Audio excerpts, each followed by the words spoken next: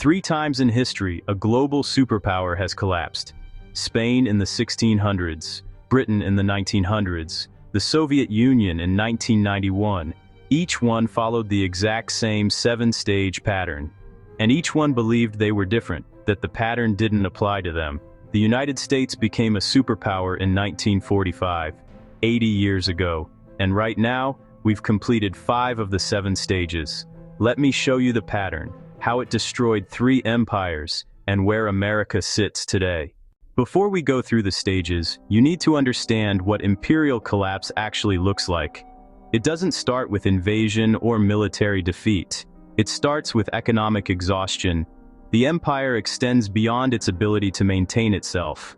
Military bases everywhere, wars on multiple fronts, debts it can't repay. At first, the decline is invisible. The currency still works. The military still wins battles.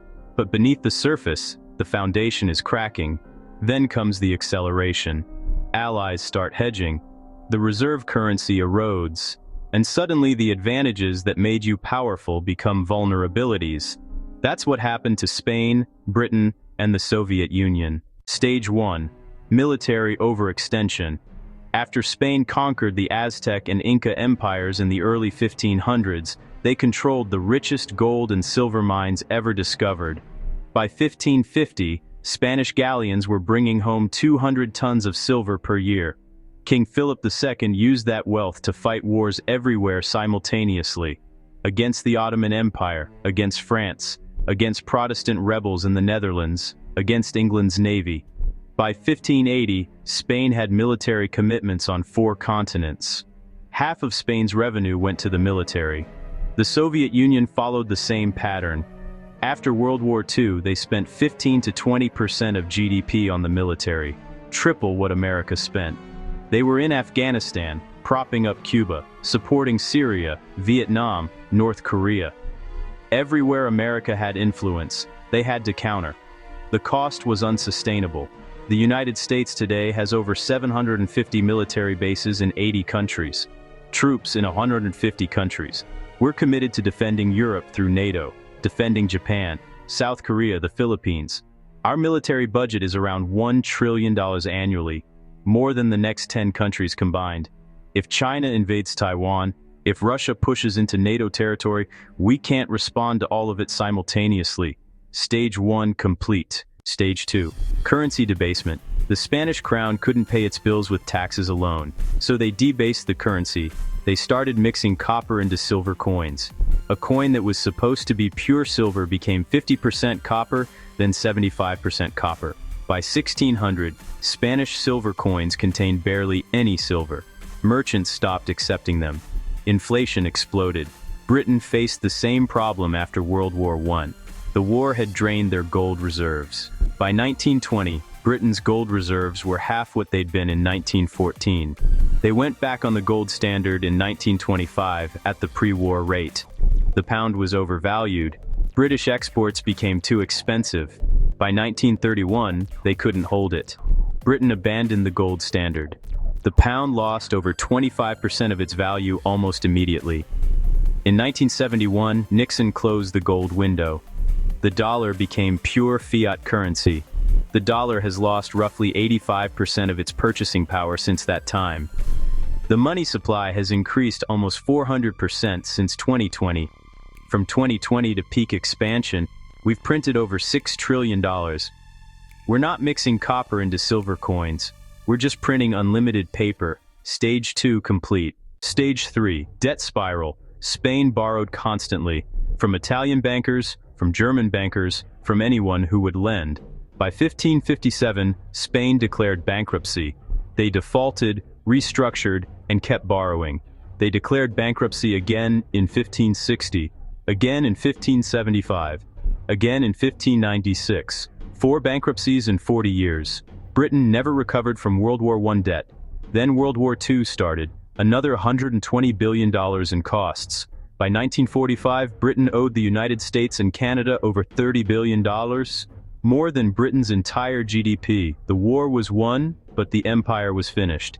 The United States owes over $38 trillion. That's 120% of GDP. Interest payments alone are around $1 trillion per year. We're spending more on interest than on defense. We run deficits every year. Close to $2 trillion last year during peacetime. We borrow to pay interest on previous borrowing. Stage 3 complete. Stage 4. Loss of productive capacity. Here's what people don't understand about Spain's collapse. They had all the gold and silver in the world, and it destroyed them. Because when you have unlimited money, you stop producing. Spanish nobility considered work beneath them. Manufacturing declined. Agriculture stagnated. The gold and silver from the Americas went straight back out to pay for French wine, Italian silk, Dutch goods. Spain became a conduit. Wealth flowed through them, but none of it stayed. By 1600, Spain was producing almost nothing. Britain faced the same decline. By 1900, British factories that had pioneered the Industrial Revolution were closing or falling behind American and German competitors. They imported food, raw materials, manufactured goods. Living off the past, not building the future. America doesn't make things anymore. We design, we finance, we consume, but we don't produce. Our manufacturing base has been gutted, shipped to China, Mexico, Vietnam. We import hundreds of billions more than we export annually. Last year alone, our trade gap was around $1 trillion. We're dependent on foreign supply chains for everything. Medicine, electronics, steel, even military components. Stage 4 complete. Stage 5. Social decay. With Spain's economy failing, crime exploded. Beggars filled Madrid's streets. Productive citizens emigrated. The best minds left for France, England, the Netherlands. Spain was left with bureaucrats, soldiers, and priests. No one creating wealth, everyone consuming it. The Soviet Union saw the same decay. By the 1980s, factories produced junk. Farms failed. The Soviet Union was importing grain. A country with some of the best farmland on earth couldn't feed itself. Central planning doesn't work. Innovation dies under control. In America today, trust in institutions is at all-time lows. Crime is rising. Homelessness is exploding. Drug overdoses kill 100,000 Americans annually. Fertility rates are collapsing. Political dysfunction is total. We can't agree on anything. Can't fix anything. Can't build anything. Stage 5 complete. The US is on stage 5 of 7. The Soviet Union made it to stage 5 before complete collapse. So did Britain. We're deep into the sequence. Stage 6 is loss of reserve currency status. In 1949, Britain devalued the pound by 30%. International holders lost almost a third of their value overnight. Confidence collapsed. Nations shifted reserves from pounds to dollars. By 1960, the pound went from 60% of global reserves to less than 20%. The Soviet ruble was never a real currency. It couldn't be exchanged internationally. Even Soviet citizens didn't trust it. They used dollars when they could. By 1985, oil prices dropped. Soviet gold reserves were depleting. They were running out of real money.